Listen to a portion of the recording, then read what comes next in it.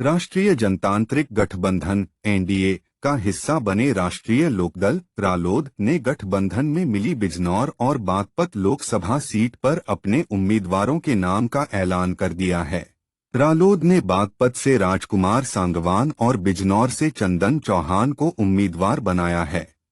लेकिन इसी के साथ रालोद ने लोगों को चौंका दिया है। इस बार चौधरी चरण सिंह के परिवार से कोई भी सदस्य चुनाव नहीं लड़ रहा है। 1977 के बाद यह ऐसा मौका है जब चौधरी परिवार से कोई उम्मीदवार चुनावी मैदान में नहीं खड़ा हुई। 2019 के आम चुनाव में चौधरी अजीत सिंह और जयंत चौधरी दोनों मैदान में थे, लेकिन इस बार स्थिति उसके ठीक उलट हो गई है। इसके पहले तक लोकसभा और विधानसभा चुनावों में चौधरी परिवार से कोई न कोई सदस्य चुनाव लड़ता रहा है। अगर लोकसभा चुनाव की बात करें तो 53 साल बाद यह पहला मौका है जब चौधरी परिवार से कोई सदस्य चुनाव नहीं लड़ पा रहा है। बता दें कि भारत रत्न पूर्व प्रधानमंत्री चौधरी चरण सिंह ने पहली बार 1937 में संयुक्त प्रांत से चुनाव लड़ा था और जीत हासिल की थी। पश्चिमी उत्तर प्रदेश में बागपत लोकसभा सीट की पहचान चौधरी चरण सिंह की पारंपरिक सीट के तौर पर होती रही है। इस सीट पर पहली बार 1977 में चौधरी चरण सिंह को जीत मिली थी। इसके बाद आगे इस सीट पर चौधरी परिवार के सदस्य की उम्मीदवार बनते रहे।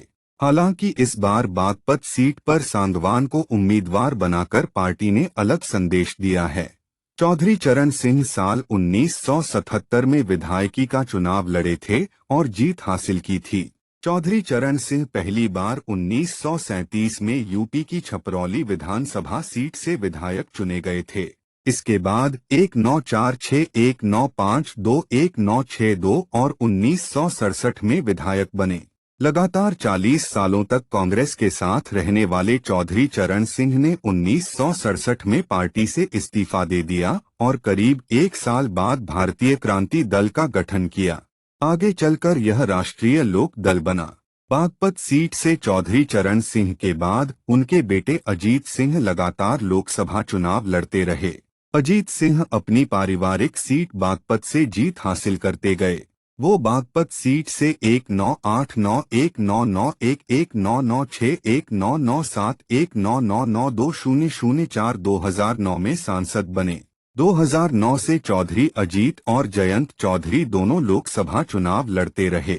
2019 में अजीत सिंह मुजफ्फरनगर सीट से मैदान में उतरे थे, हालांकि उनको हार का सामना करना पड़ा।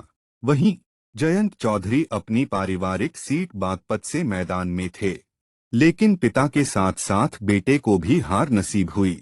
अब 2024 के आम चुनाव में इस बात के लिए सभी को यकीन था कि जयंत चौधरी बागपत सीट से चुनाव मैदान में उतरेंगे, लेकिन उम्मीदवारों में उनका नाम नहीं होने से स्पष्ट हो गया कि वो चुनाव नहीं लड़ेंगे। जयंत चौधरी खुद चुनाव मैदान में क्यों नहीं उतर रहे हैं, इसका जवाब अभी तक सामने नहीं आया है।